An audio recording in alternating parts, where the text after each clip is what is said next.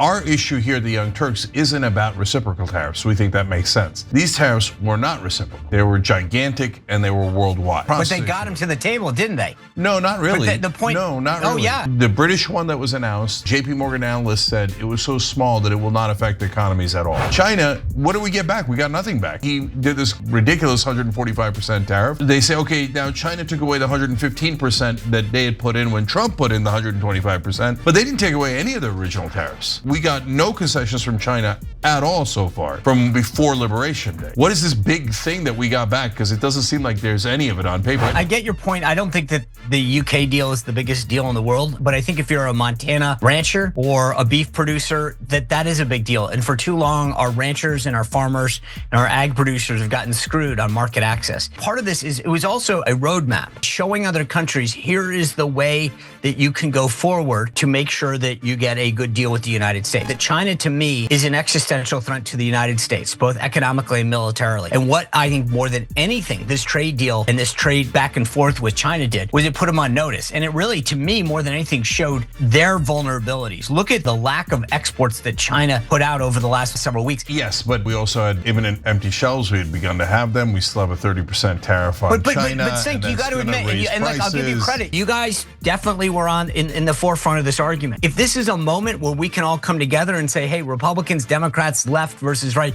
can come together on an issue of fairness and trade, that's a good thing for the country. Obviously, we agree in some parts and disagree on a lot of things. I don't think China is an existential military threat, but that's a different conversation. No, not at all. I think it's militaristic. Yeah, it's militaristic to talk about it that way. They're just an economic competitor, but they got to be fair. No. So that's okay. That's okay.